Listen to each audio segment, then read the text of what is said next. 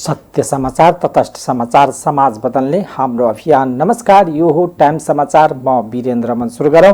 855 जनामा corona संक्रमणको पुष्टि सम्बन्धी प्रसंगबाट। नेपालमा थप 855 जनामा कोरोना संक्रमणको पुष्टि भएको छ।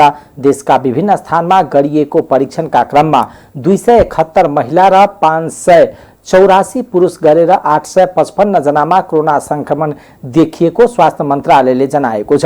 यो सँगै नेपालमा कोरोना संक्रमितको संख्या 33,533 पुगेको स्वास्थ्य मन्त्रालयका प्रवक्ता डाक्टर जागेश्वर गौतमले जानकारी दिनुभयो। संक्रमितहरूमा काठमाडौँका 179 जना, भक्तपुरका 14 जना र ललितपुरका 19 जना रहेको उहाँले बताउनुभयो। त्यस्तै कोरोनाका कारण थप 7 जनाको मृत्यु भएको छ। काठमाडौँका 71 वर्षीय महिला, काठमाडौँकै 74 र 66 वर्षीय पुरुष, सिराहाका 22 वर्षीय पुरुष, पर्साका 68 वर्षीय पुरुष र धनुषाका 76 वर्षीय पुरुष र रूपन्देहीका 53 वर्षीय पुरुष रहेको प्रवक्ता गौतमले बताउनुभयो। 1 जना, ओखलढुङ्गामा 1 जना, खोटाङमा 1 जना, झापामा 5 जना, मोरङमा 43 जना, सुनसरीमा 16 जना र सोलुखुम्बुमा 2 जना हुनुहुन्छ। प्रदेश 2 मा धनुषामा 42, पर्सामा 4, बारामा 17, महोत्तरीमा 17, रौतहटमा 44, सप्तरीमा 3, सर्लाहीमा 58 र सिराहामा 3 जना हुनुहुन्छ। बागमती प्रदेशमा काठमाडौँमा 179, काभ्रेपलाञ्चोकमा 5, चितवनमा 37, दोलखामा 3, धादिङमा 8, नुवाकोटमा 1, भक्तपुरमा 14, मकवानपुरमा 2, रामेछापमा 1, ललितपुरमा 19 र सिन्धुपाल्चोकमा 2 जना हुनुहुन्छ। गण्डकी प्रदेशमा कास्कीमा 13, गोर्खामा 2, तनहुमा 6, नवलपरासी पूर्वमा 4, पर्वतमा 2, लमजुङमा 1 र बागलुङमा 1 जना हुनुहुन्छ। प्रदेश 5 मा अर्घाखाँचीमा 1, कपिलवस्तुमा 23, गुल्मीमा 2, दाङमा 18, नवलपरासीमा 8, पाल्पामा 4, प्युठानमा 4, बर्दियामा 6, बाँकेमा 15, रूपन्देहीमा 69 र रोल्पामा 3 जना। कर्णालीमा कालीकोटमा 5, जुम्लामा 1, दैलेखमा 4, मुगुमा 1, सल्यानमा 4 र सुर्खेतमा 5 जना हुनुहुन्छ। यसैगरी सुदूरपश्चिम प्रदेशमा अछाममा 19, कञ्चनपुरमा 12, कैलालीमा 16 र डडेलधुरामा 2, डोटीमा 45, बजाङमा 9 र बैतडीमा 2 गरी 271 महिला र 584 जना पुरुष गरी जम्मा 855 जना। 1 जना महिला हुनुहुन्छ, 71 वर्षीय महिला, उहाँ काठमाडौँको हुनुहुन्छ र पुरुष 6 जना हुनुहुन्छ। 22 वर्षीय सिराहाको हुनुहुन्छ, 68 वर्षीय पर्साको हुनुहुन्छ, 76 वर्षीय धनुषाको हुनुहुन्छ र 74 र 66 वर्षीय काठमाडौँको 2 जना हुनुहुन्छ र रूपन्देहीको 53 वर्षीय 1 पुरुष हुनुहुन्छ। र यसरी चाहिँ जम्मा मृत्यु हुनेको संख्या 164 जना पुगेको छ। मंगलबार 313 जना डिस्चार्ज भएका छन् भने हाल क्वारेन्टाइनमा 10,453 जना रहेका छन्। प्रतिनिधि सभा शिक्षा तथा स्वास्थ्य समितिको मंगलबारको भर्चुअल बैठकमा स्वास्थ्य तथा जनसंख्या मन्त्रालयका प्रमुख विशेषज्ञ रोशन पोखरेलले प्रत्येक प्रदेशका 2 जिल्लामा 4 भेन्टिलेटर र 10 आइसियु बेड निर्माणका लागि बजेट निकासा भएको जानकारी दिनुभयो। प्रत्येक प्रदेशका 2 जिल्ला अस्पतालमा 4 वटा भेन्टिलेटर र 10 वटा आइसियु बेड राख्ने भनेका छौं। त्यसका लागि 2 करोड रकम पठाइसकेको उहाँले जानकारी दिनुभयो। ती अस्पतालमा भेन्टिलेटर र आइसियु बेड सञ्चालन गर्ने चिकित्सक पनि पठाउने तयारी रहेको उहाँले जानकारी दिनुभयो। कोरोनाको संक्रमण तीव्र रूपमा फैलिएको प्रदेश 2 मा 23 जना विशेषज्ञ चिकित्सकलाई पठाउन लागिएको पनि जानकारी पोखरेलले दिनुभयो।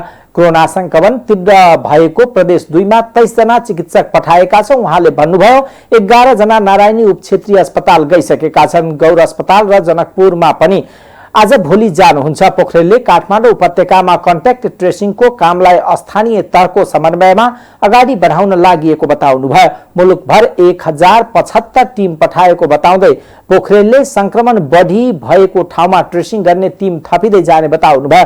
आइसोलेसन सेन्टरको जिम्मा प्रदेश सरकार को जिम्मामा दिएको पोखरेलले बताउनुभयो। होम आइसोलेसन, संस्थागत आइसोलेसन र अस्पताल आइसोलेसन निर्माण गरिएको उहाँको भनाइ छ। लक्षण नभएकालाई होम आइसोलेसनमा राख्ने, होम आइसोलेसनमा बस्न नसक्नेलाई संस्थागत आइसोलेसनमा राख्ने र त्यहाँ लक्षण देखिएमा अस्पताल लैजाने व्यवस्था गरिएको मन्त्रालयले जनाएको छ। प्रदेश 2 मा कोरोना महामारीको उच्च जोखिम तथा सबैभन्दा बढी प्रभावित क्षेत्र रहेकोले महामारी रोकथाम तथा नियन्त्रणमा समन्वय गर्न स्थानीय युवाहरूले सञ्चालन गरेको school of democracy COVID-19 quick response टिमले प्रादेशिक अस्पतालमा चिकित्सकहरूलाई ध्यानकर्षण गराएको छ। प्रादेशिक अस्पतालका मेसु नागेन्द्र यादव, कोभिड अस्पताल जिल्ला संयोजक डाक्टर जामुन प्रसाद सिंह र रेड क्रसका प्रमुख नरेश प्रसाद सिंहलाई बिरामीलाई रगतको आवश्यकता, एम्बुलेन्सको उपलब्धता र उपचारमा कमी कमजोरी नगर्न ध्यानकर्षण गराएको हो। कोरोना महामारी विरुद्धको यस लडाईमा प्रदेश सरकार असक्षम र सुस्त रहेको तथा सरकारी संयन्त्र काम कारबाहीलाई गतिलो, उपयोगी र पारदर्शी बनाउन नसकेको उनीहरूको आरोप छ।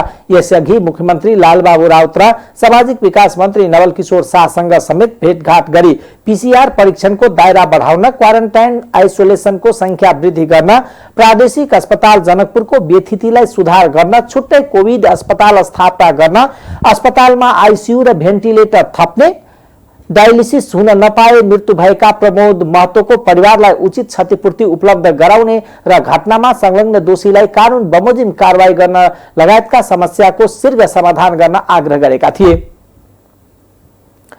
कोरोना महामारी संक्रमण बढ्दै गएपछि उच्च अदालत जनकपुर तथा जिल्ला अदालत धनुषा र महोत्तरीका अत्यावश्यक सेवा बाहेक सम्पूर्ण सेवाहरू बन्द गर्ने निर्णय भएको छ।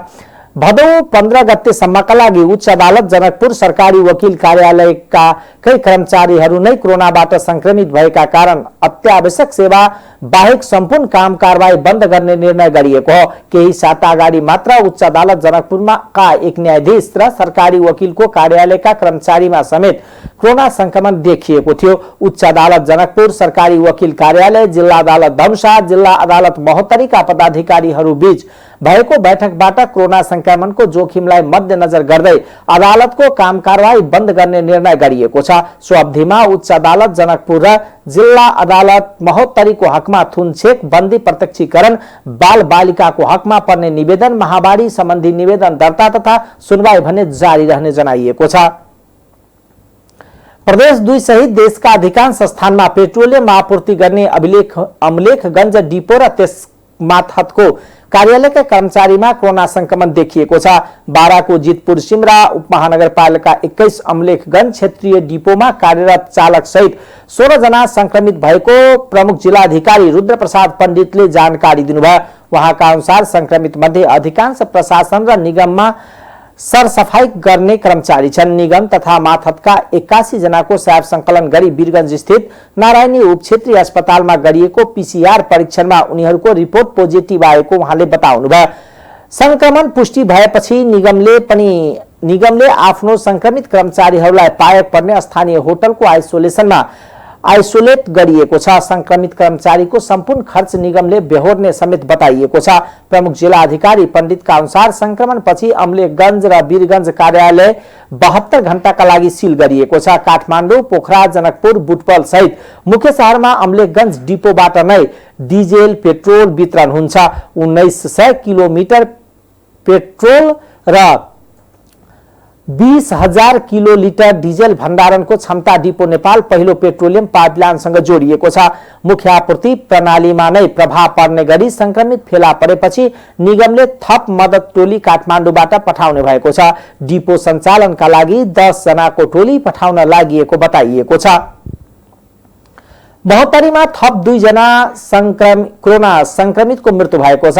मंगलबार मनरा सिसवा नगरपालिका वार्ड नम्बर 5 बस्ने 75 वर्षीय एक पुरुषको उपचारका लागि जिल्ला अस्पताल जलेश्वर ल्याउँदै गर्दा बाटोमा मृत्यु भएको हो। क्यान्सर रोगी समेत रहेको उक्त पुरुषमा कोरोना संक्रमण पुष्टि भएपछि थप उपचारका लागि जलेश्वर स्थित आइसोलेसन ल्याउँदै गर्दा बाटोमै मृत्यु भएको अस्पतालले जनाएको छ।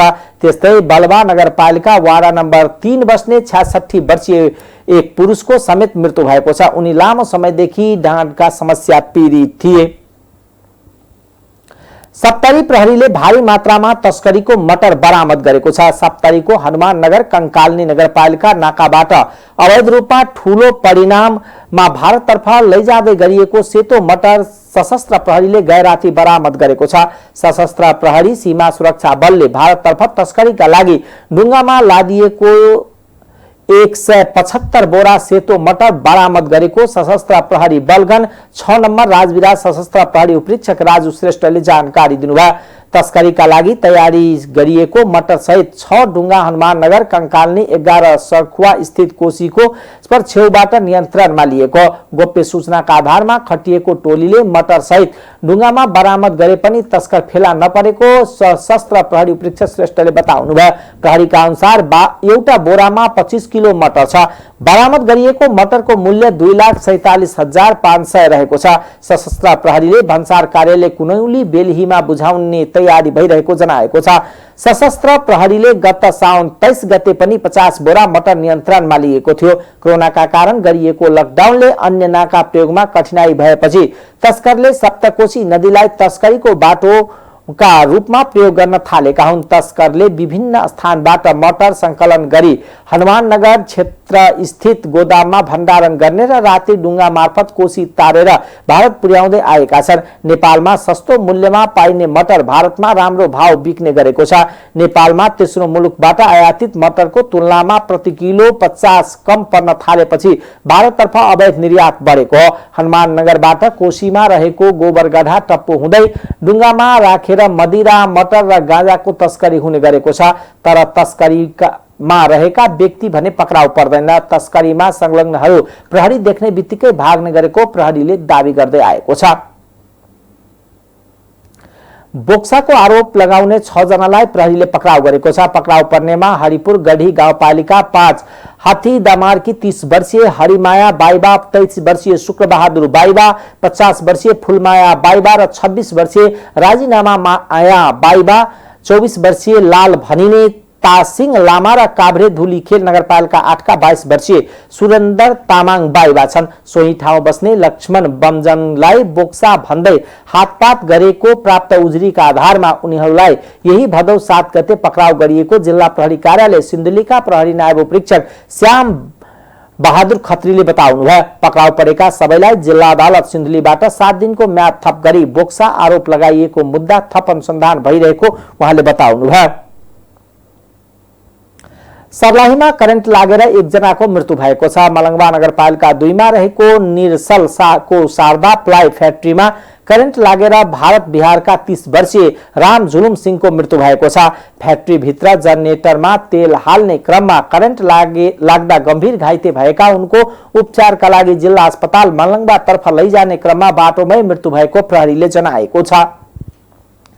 सर्लाहीको बरहथवा मधुबनी सडक खण्ड अन्तर्गत रामनगर गाउँपालिका 7 मा भएको सवारी दुर्घटनामा सशस्त्र प्रहरीका 1 जना सहायक हवलदारको मृत्यु भएको छ। दुर्घटनामा हरिपुर नगरपालिका 8 घर भएका 30 वर्षीय दिलीप कुमार चौधरीको मृत्यु भएको हो। कोरोना संक्रमितहरूलाई राखिएको आइसोलेसनको अवस्था बुझ्न खटिएका चौधरीलाई सोमबार साँझ गढहरिया गाउँबाट प्रदेश 203002 प5210 नम्बरको मोटरसाइकलमा बरहतवातर्फ आउने क्रममा ट्र्याक्टरले ठक्कर दिएको थियो। ट्र्याक्टरले ठक्कर दिँदा गम्भीर घाइते भएका चौधरीलाई उपचारका लागि जिल्ला अस्पताल मलङ्गवा ल्याइए पनि चिकित्सकले मृत घोषणा गरेको जिल्ला प्रहरी कार्यालय मलङ्गवाले जनाएको छ। कबिलासी अर्नावा स्थित सशस्त्र प्रहरीको 10 नम्बर गनमा दरबन्दी भए पनि चौधरी बोर्डर आउटपोस्ट छतौनामा कार्यरत थिए। मृतकको सब पोस्टमार्टम पछि परिवारलाई बुझाउने तयारी भइरहेको छ। प्रहरीले दुर्घटनामा संलग्न ट्र्याक्टर र त्यसका चालक बलरा नगरपालिका 9 का 16 वर्षीय किशोर रञ्जन चौधरीलाई नियन्त्रणमा लिई अनुसन्धान गरिरहेको छ। ट्र्याक्टरमा नम्बर उल्लेख नगरिएकोले वास्तविक नम्बर पत्ता लगाउने कागजात मगाइएको प्रहरीले जनाएको छ। नेपाल कम्युनिस्ट पार्टी नेकपाका नेता प्रभु शाहले रौथटको माधव नारायण नगरपालिकाको खेसहरियामा हनुमान मन्दिरको पुजारी श्रीराम शाहलाई हिन्दू मुस्लिम बीच सांप्रदायिक द्वन्द्व फैलाउने हत्या भएको हुन सक्ने आशंका गरेका छन्। प्रहरीद्वारा थालिएको घटनाको प्रारम्भिक अनुसन्धानमा तालिम प्राप्त कुकुरको मद्दतले सुरु गरिएको अनुसन्धानबाट सांप्रदायिक द्वन्द्व सिर्जना गर्ने उद्देश्यले राजनीति समूहबाट यस्तो भएको हुन सक्ने उहाँले आशंका व्यक्त गरेका हुन्। नेता शाहले पुजारीको हत्याकाण्डबारे 5 बुन्दे माग समेत अघि सारेका छन्। भदौ 3 गते बेलुका खाना खाइरहेको बेला कञ्चटमा गोली हानेर पुजारी शाहको हत्या भएको थियो। यसअघि नै घटनाप्रति गृह प्रशासनले ध्यानाकर्षण गराएको नेता शाहले सोमबार थप 5 बुन्दे प्रष्ट माग राखेका छन्। नेता शाहले पुजारी श्रीराम शाहको हत्यारालाई तुरन्त पक्राउ गर्नुपर्ने, मृतक साधु श्रीरामलाई शहीद घोषणा गर्नुपर्ने, पीडित परिवारलाई क्षतिपूर्ति व्यवस्था गर्नुपर्ने, श्रीराम शाहको शालिग सहित भव्य हनुमान मन्दिरको निर्माण सुरु गर्नुपर्ने र शान्ति सुरक्षाको लागि उक्त बजारमा प्रहरी चौकी स्थापना गर्नुपर्ने माग राखेका छन्। पर्सामा मंगलबार थप 32 जनामा संक्रमणको पुष्टि भएको छ। वीरगंज स्थित नारायणी अस्पतालको प्रयोगशालामा गरिएको परीक्षणमा 10 महिला 22 पुरुष गरेर पर्सामा 32 जनामा संक्रमणको पुष्टि भएको हो। 32 जना मध्ये वीरगंज महानगरपालिकामा मात्र 14 जनामा संक्रमण भेटिएको जिल्ला प्रशासन कार्यालय पर्साका प्रशासकीय अधिकृत विनय श्रीवास्तवले जानकारी दिनुभयो। वहाँका अनुसार वीरगंज महानगरपालिका 12 का 3 जना, वार्ड नम्बर 14 का 2 जना तथा वार्ड नम्बर 3, 4, 8, 9, 10, 11, 15, 16 र 17 का 1-1 जना संक्रमणको पुष्टि भएको। त्यस्तै कालिका माई गाउँपालिका वार्ड नम्बर 2 र 5 का गरेर 12 जना, जगन्नाथपुर गाउँपालिकाको वार्ड नम्बर 2, 3, 5 र 6 का गरेर 5 जना र जिरा भवानी गाउँपालिका 4 का 1 जनामा पनि संक्रमणको पुष्टि भएको श्री वास्तवले जानकारी दिनुभयो। मंगलबार 32 संक्रमित थपिएसँगै पर्सामा संक्रमितको संख्या 1978 पुगेको जिल्ला प्रशासन कार्यालय पर्साले जनाएको छ। कोरोना महामारीले मुलुक जुधिरहेको बेला नेपालमा गाई भैंसी तथा पशुलाई लाग्ने फक्स भाइरस समूहले पम्पी स्किन रोग व्यापक रूपमा फैलिन लागेको देखिएको छ। प्रदेश 2 का जिल्ला सहित करिब 1 दर्जन बढी जिल्लामा यो रोग फैलिँदै गएको छ। गत असार महिनामा पहिलो पटक मोरङ जिल्लामा यो भाइरस गाई भैंसीमा देखिएको थियो। हाल यो रोग झापा, मोरङ, सुनसरी, रौथट, काभ्रे, मकवानपुर, तनहुँ, कास्की, काठमाडौँ उपत्यकाका 3वटै जिल्लामा फैलिएको पशु सेवा विभागले जनाएको छ। यो भाइरसको प्रकोप सबैभन्दा बढी झापा, मोरङ र सुनसरीमा फैलिएको विभागको भनाइ छ। यी जिल्लामा मात्र 90,000 भन्दा धेरै गाई भैंसी संक्रमित भएको विभागको अनुमान छ।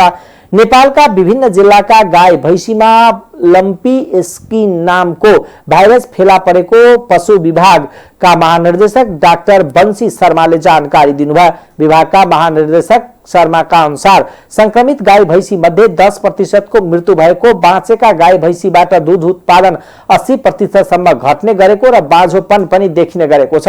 पक्स भाइरसका लामखुट्टे, झिंगा, किर्ना, उपिया आदिबाट फैलिन्छ। त्यसबाहेक संक्रमित गाई भैंसीको लसफसबाट पनि अन्य गाई भैंसीमा यो रोग फैलिरहेको डाक्टर शर्माले बताउनुभयो। विभागका अनुसार पक्स भाइरस लागेका गाई भैंसीमा घाँस खान नरुचाउने, शरीरका विभिन्न भागमा गिर्गा देखिने, आँखामा कचेरा देखिने, मुखमा फिजा निकाल्ने, उच्च ज्वरो आउने, सिंगान बग्ने जस्ता लक्षण देखिन्छ। त्यस्तै शरीरमा आएको खटिराबाट तरल पदार्थ बगिरहने, खुट्टा सुन्ने तथा लुलो हुने, दूध दिन छोड्ने र मृत्यु समेत हुन्छ। पक्स भाइरस पहिलो पटक अफ्रिकी देश जिम्बाब्वेमा सन् 1929 मा देखा परेको थियो। यो रोग सन् 2012 जुलाईमा बंगलादेश र चीनमा देखिएको थियो। यो रोगको ठोस उपचार नभएकोले प्राविधिकको सल्लाहमा लक्षण अनुसारको उपचार गर्न विभागले सुझाएको छ।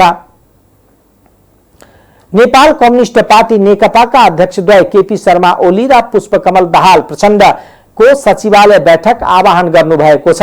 मंगलबार बिहान बालुवाटारमा प्रधानमन्त्री ओली र अर्का अध्यक्ष दाहाल बीच भएको छलफलले बैठक तय गरेको हो। प्रधानमन्त्रीका प्रेस सल्लाहकार सूर्य थापाले उक्त भदौ 13 गते का लागि बोलाइएको सचिवालय बैठकको एजेन्डा महासचिव विष्णु पौडेल नेतृत्वको कार्यदलले तयार पारेर बुझाएको प्रतिवेदन रहने जानकारी दिनुभएको छ। यसअघि महासचिव विष्णु पौडेलको संयोजकत्वमा साउन 30 गते अध्यक्षद्वयले पार्टीको विवाद समाधान गर्न भन्दै कार्यदल बनाउनु भएको थियो। उक्त कार्यदलले प्रधानमन्त्री ओलीलाई थप शक्तिशाली हुने गरी शनिबार आफ्नो प्रतिवेदन बुझाएको थियो। मंगलबार सोही प्रतिवेदनमाथि दुई अध्यक्ष बीच सामान्य छलफल भएको जनाएको छ। नेपाल कम्युनिस्ट पार्टी नेकपाको सचिवालय बैठक आउँदो शनिबार भदौ 13 गतेका लागि बोलाइएको छ। पार्टी अध्यक्ष केपी शर्मा ओली र पुष्प कमल दाहाल प्रचण्ड बीच मंगलबार भएको छलफलपछि सचिवालय बैठक आउँदो शनिबार भदौ 13 गते बोलाउने निर्णय भएको पार्टी प्रचार विभाग उपप्रमुख सूर्य थापाले जानकारी दिनुभयो। कोरोना भाइरस संक्रमण न्यूनीकरणका लागि जिल्ला प्रशासन कार्यालयहरूले जारी गरेको निषेधाज्ञाको 6औं दिन काठमाडौँ उपत्यकामा चेक जाँचलाई कडाई गरिएको छ। निषेधाज्ञा उल्लङ्घन गर्ने संख्या बढेपछि प्रहरीले चेक जाँचलाई कडाई गरेको हो। सो क्रममा ट्राफिक प्रहरीले केही मोटरसाइकल र चारपाङ्ग्रे सवारीलाई नियन्त्रणमा लिएको छ।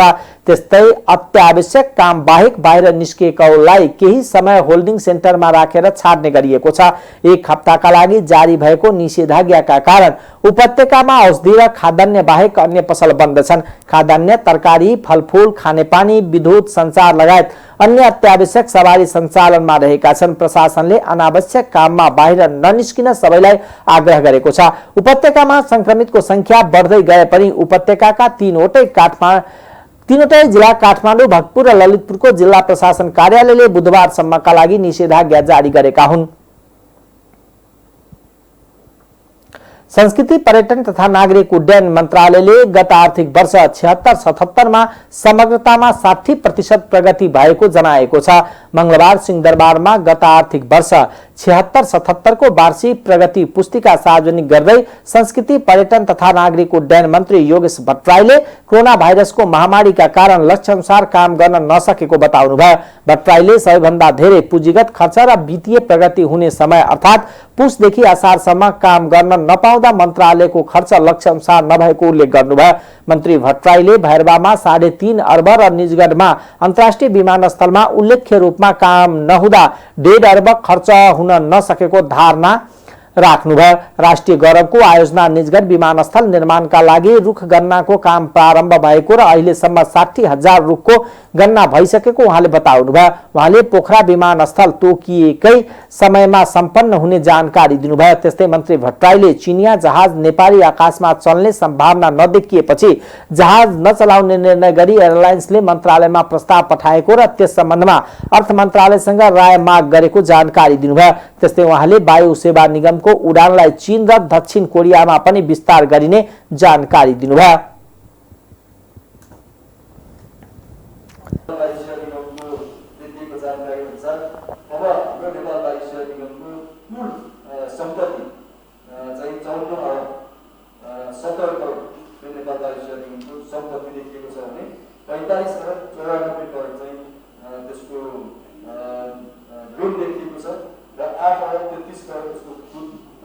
सम्पत्ति चाहिँ त्यति देखिन्छ र यो एउटा महत्त्वपूर्ण काम अब हामीले गरेका छौँ र नेपाल वायु सेवा निगमको आन्तरिक सुधारका कामहरूलाई अगाडि बढाउँदैछौँ र यो बिचमा महत्त्वपूर्ण गन्तव्य जापानको नागरिकता हामीले उडान गऱ्यौँ। त्यसमा राम्रो सफलता प्राप्त भएको छ भने अब हामी यो कोभिड पछाडिको उडान सुचारू हुने बित्तिकै साउदी अरबको रियादमा, चीनको गन्जामा र दक्षिण कोरियाको सिउलमा पनि उडान गर्ने अन्तिम तयारीमा हामी त्यसको चाहिँ सबै पक्षहरूको विश्लेषण गर्दाखेरि ती जहाजहरू नेपाली आकाशमा सञ्चालन हुने सन्दर्भमा त्यति उपयुक्त देखिएन। त्यसका जहाजहरूको व्यवस्थापनको बाटो खुल्नेछ र हामी अगाडि बढ्नेछौँ। र त्यसो हुँदाहुँदै पनि हामी आन्तरिक उडानमा नेपाल वायु सेवा निगमको उपस्थिति जनाउनै पर्छ। केही रकमहरू चाहिँ पर्यटन मन्त्रालय मार्फत खर्च भएको भन्ने जुन छ 4 करोड सम्झी छ त्यो चाहिँ उहाँबाट नेपाली विद्यार्थीहरूको उद्धार गर्दाखेरिको खर्च हो। म त्यो यहाँलाई निवेदन गर्न चाहन्छु। पुनर्स्थापनाका निम्ति केही विभिन्न पक्षहरूमा उहाँले ध्यान दिनुभएको छ। पक्कै पनि छैन हाम्रो नेपाल पर्यटन क्षेत्र, उद्यान क्षेत्र, संस्कृतिको पुनर्निर्माण क्षेत्र त्यति निराशाजनक अवस्थामा हामी छैनौँ। हामी यो कोरोना भाइरसबाट स्थिति सहज हुने बित्तिकै धेरै एउटा छलाङ मार्ने फर्को मार्ने ठाउँमा चाहिँ साथीहरू जसले सकारात्मक सोचका साथ यो काम गरेको म उहाँहरूलाई धन्यवाद दिन चाहन्छु। मन्त्री भट्टराईले चाडपर्वलाई मध्यनजर गर्दै सरकारले आन्तरिक उडान सुरु गर्ने तयारी गरेको र यसका लागि निजी क्षेत्रका वायु सेवा कम्पनीसँग छलफल थालिएको जानकारी दिनुभयो। त्यस्तै अन्तर्राष्ट्रिय उडानका लागि पीसीआर परीक्षण सहज हुने मुलुकमा मात्र पहिलो चरणमा उडानको अनुमति दिने उहाँले बताउनुभयो। 15 भदौपछि अधिकतम प्रतिदिन 500 जनाले नेपाल आउने अनुमति पाउने र परिस्थिति सामान्य बन्दै गएपछि यो संख्या क्रमशः बढाइने मन्त्री भट्टराईले जानकारी दिनुभयो। 75-76 मा मन्त्रालयले कुल बजेट रु 33 अर्ब 13 करोड 37 लाख रहेको थियो। आर्थिक वर्ष 76-77 मा 21 अर्ब 21 करोड 69 लाख कुल बजेट रहेको छ। आर्थिक वर्ष 75-76 मा 81% रहेको औसत खर्च 76-77 मा भने 49% मात्र रहेको मन्त्रालयको वार्षिक प्रतिवेदनमा उल्लेख छ। नेपाल चिकित्सक संघले कोरोनाको उपचारमा खटिएका चिकित्सक तथा स्वास्थ्यकर्मीमाथि दुर्व्यवहार नगर्न आग्रह गरेको छ।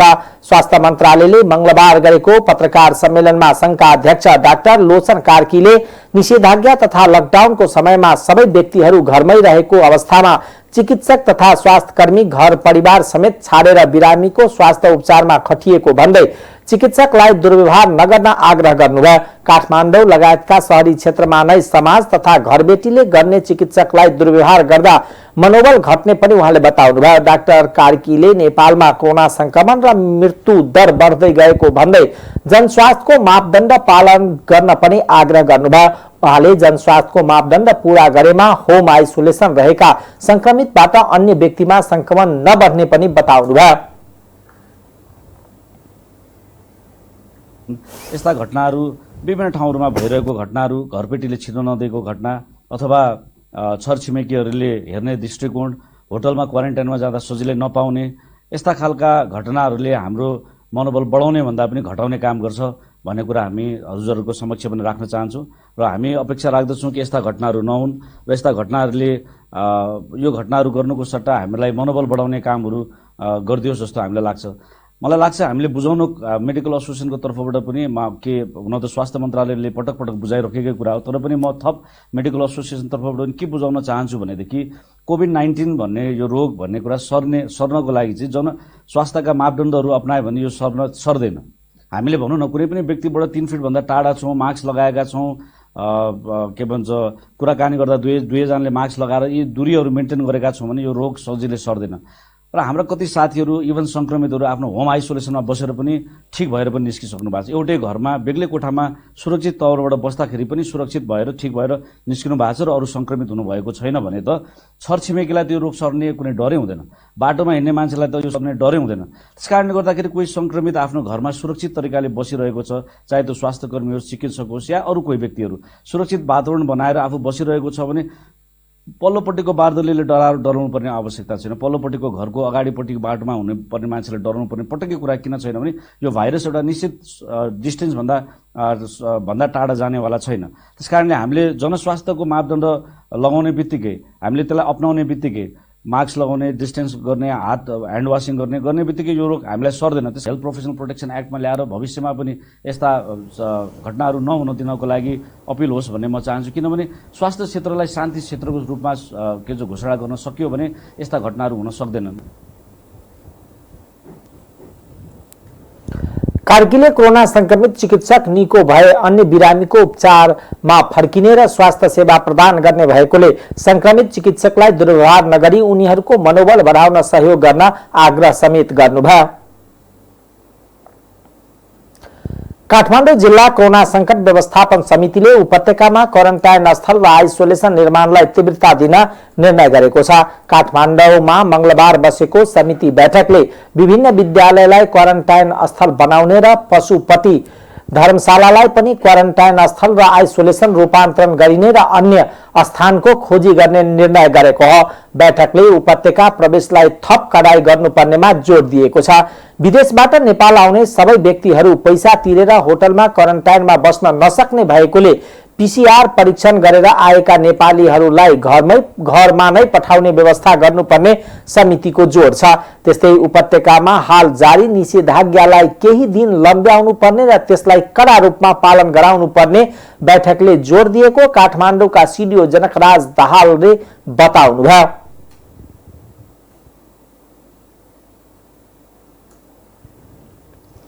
भएको छ। काठमाडौँ उपत्यका सङ्घीय राजधानी भएको कारणले गर्दाखेरि जिल्लामा जस्तो फ्याट्ट जिल्ला सुरक्षा समितिले यो निषेधाज्ञा जारी गर्न सक्ने रहेनछ। किनभने यहाँ चाहिँ अब सङ्घीय राजधानी हो, विभिन्न समस्याहरू छन्, विभिन्न ठाउँमा परामर्श गर्नुपर्ने हुन्छ, अनुमोदन गराउनु पर्ने हुन्छ। त्यस कारणले गर्दाखेरि हामीले गत सप्ताहको यो निषेधाज्ञा जारी गर्दा पनि हामीले मुख्य सचिवज्यूकोमा बसेर त्यहाँ चाहिँ अब सिसिएमसीमा जानकारी गराएर क्याबिनेटमा जानकारी गराएर हामीले त्यो निषेधाज्ञाको ड्राफ्ट गरेको थियौँ। त्यस कारणले गर्दाखेरि अब त्यो अहिले भोलि राति 10 बजेसम्मको 12 बजेसम्मको लागि जारी छ र अहिले चाहिँ यो निषेधाज्ञाको अवधि को निरन्तरता दिने विषयमा मेयर फोरमको पनि सकारात्मक हामीलाई राय प्राप्त भएको छ र अहिलेको यो डिसिसिएमसीमा उपस्थित हुनुभएका सबै मेयर साहबहरूको पनि सकारात्मक हामीलाई चाहिँ राय प्राप्त भएको छ। अब यो विषय हामी अहिले हाम्रो 3टा जिल्लाको सुरक्षा समितिको बैठक छ हाम्रो, त्यो सुरक्षा समितिमा पनि राख्छौँ र त्यसपछि फेरि भरे 5 बजे हामी सम्भवतः मुख्य सचिवज्यूकोमा फेरि पनि हामी बसेर त्यसलाई अन्तिम रूप हामी दिन्छौँ। जे भने पनि अब यो किनभने यो जारी गर्ने कुरा ठुलो कुरा छैन, तर पालना गराउने कुरा चाहिँ चुनौतीपूर्ण छ। त्यस कारणले गर्दा पालना गराउने विषय महत्त्वपूर्ण भएको हुनाले गर्दाखेरि यो आदेशको पालना गराउने सरोकारवाला हामी छौँ, सबै छौँ यहाँ। सबैको आग्रहमा सबैको परामर्शमा गरियो भने त्यो अलिक बढी फ्रुटफुल पनि हुन्छ मलाई जस्तो लाग्छ र विगतको लकडाउनको अवस्था र अहिलेको निषेधाज्ञाको अवस्था आधारभूत रूपमा फरक छ।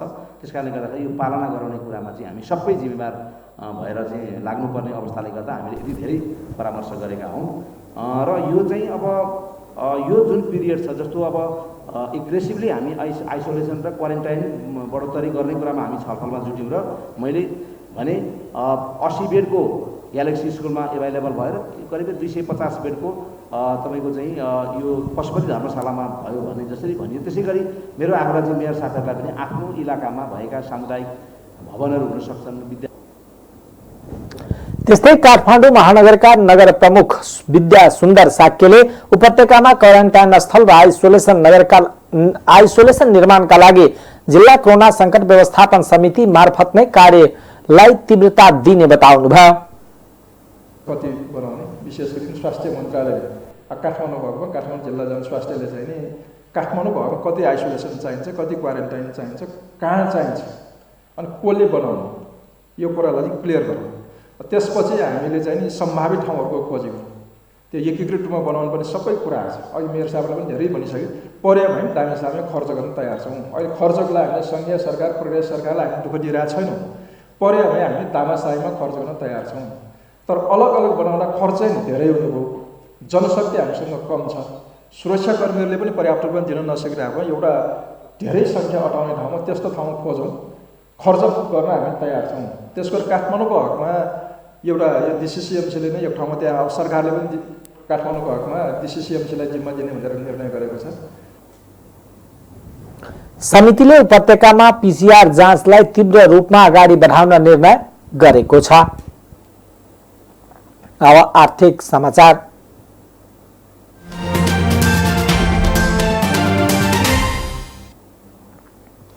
जिल्लामा धानमा नयाँ रोग देखा परेको कारण धान खेतमै सुक्न थालेपछि किसानहरू चिन्तित भएका छन्। रासायनिक मल, खाद तथा बिउ बिजनको चरम अभावका बीच भएको धान खेती खेतमै सुक्न थालेपछि किसान थप मार्कामा परेका हुन्।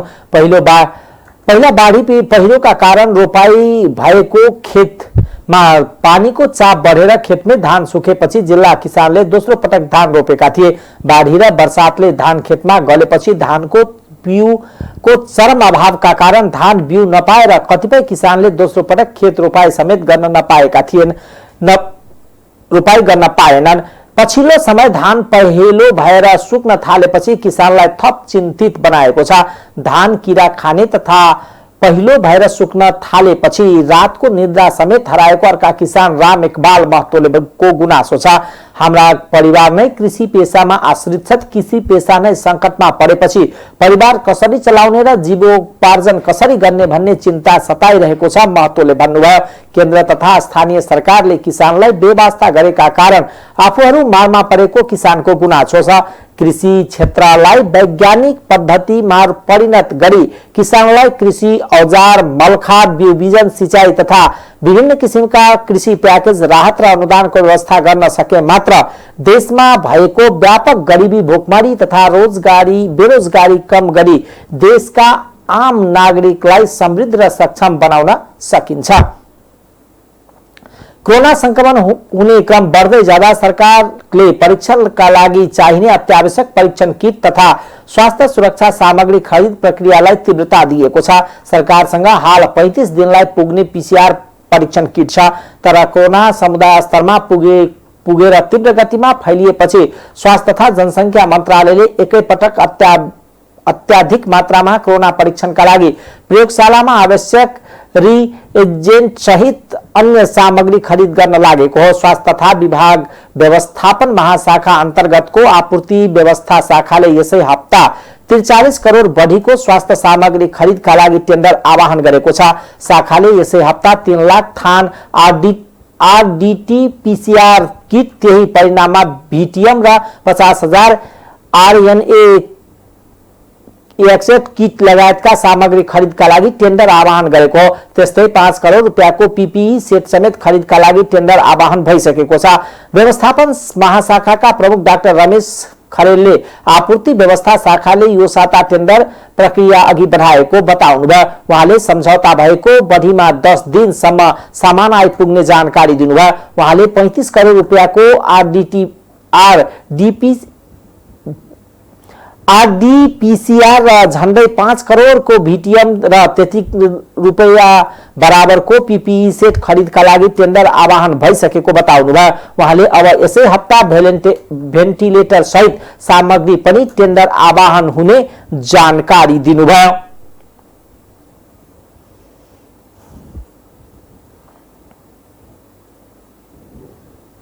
अब अन्तर्राष्ट्रिय समाचार।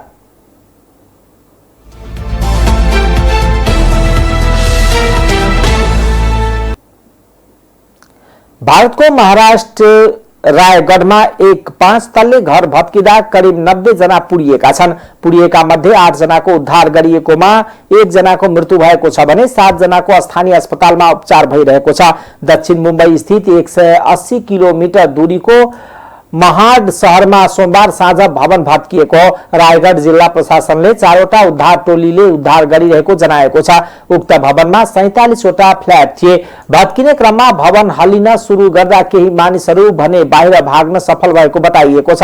गृहमन्त्री अमित शाहले घटनाप्रति दुःख व्यक्त गर्दै आवश्यक सहायता उद्धारका लागि सबै निकायलाई निर्देशन दिएका छन्। भारतमा एकै दिन 59,000 भन्दा बढीलाई कोरोना भाइरसको संक्रमण भएको छ।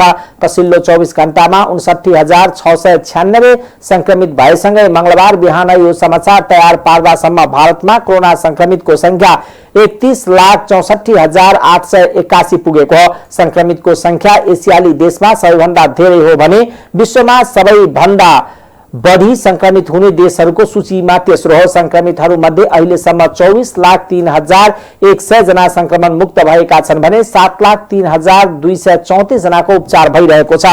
यस्तै भारतमा कोरोना भाइरसका संक्रमणको 58,000 बढीको मृत्यु भएको छ। पछिल्लो 24 घण्टामा 854 जनाको मृत्यु भएपछि भारतमा मंगलबार यो समाचार तयार पार्दासम्म मृत्यु हुनेको संख्या 58,546 पुगेको बोल्डोस मिटरले जनाएको छ। विश्वमा 2,38,38,303 जना कोरोना भाइरस संक्रमित भएको विश्व स्वास्थ्य संगठन डब्ल्युएचओले मंगलबार बेलुकी 6 बजेसम्म जानकारी दिएको छ। यो संगठन अनुसार मंगलबारसम्म विश्वभरि कोरोना भाइरस संक्रमणबाट 8,17,627 जना कोरोना भाइरस संक्रमणका कारण मृत्यु भएको छ। संक्रमित मध्ये हालसम्म 1,63,72,962 व्यक्तिको कोरोना मुक्त भएका छन्। विश्वभर 66,39,930 व्यक्ति कोरोना भाइरस संक्रमित रहेको उनीहरूको उपचार भइरहेको छ। संक्रमितहरूमध्ये 61,694 जनाको अवस्था गम्भीर रहेको जनाएको छ। WHO का अनुसार संयुक्त राज्य अमेरिकामा मात्र 59,15,630 जनामा कोरोना भाइरस का संक्रमित रहेका छन्। यस प्रकोपका कारण अमेरिकामा 1,81,114 व्यक्तिको मृत्यु भइसकेको बताइएको छ। युरोपमा 33,93,356 जना कोरोना भाइरस संक्रमित रहेका छन् भने 2,05,740 को मृत्यु भएको छ। एसियामा 63,97,507 जना कोरोना भाइरस संक्रमण रहेको छ भने 1,31,801 जनाको मृत्यु भएको छ। अफ्रिकामा 12,233 जना मा कोरोना भाइरस संक्रमित रहेका छन् भने 28,055 जनाको मृत्यु भएको छ। ओसियानमा 27,567 जना कोरोना भाइरस संक्रमण रहेको छ भने 552 जनाको मृत्यु भएको छ। अब खेलकुद समाचार।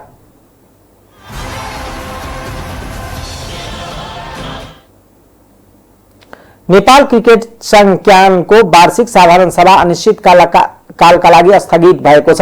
क्यानले विज्ञप्ति निकालेर भदौमा हुने तय भएको साधारण सभा स्थगित गरेको जनाएको छ।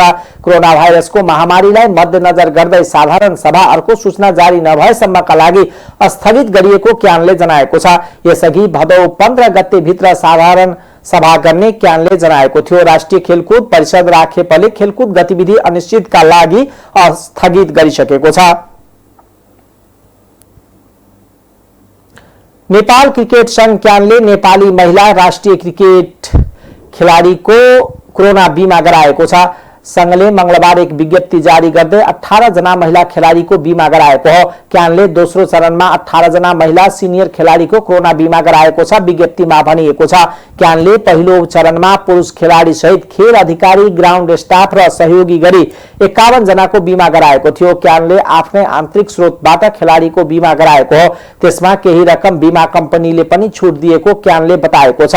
क्यानले पछिल्लो बैठकबाट महिला क्रिकेटको विकासका लागि जयन्ती भट्टको संयोजकत्वमा महिला क्रिकेट विकास समिति गठन गरेको छ।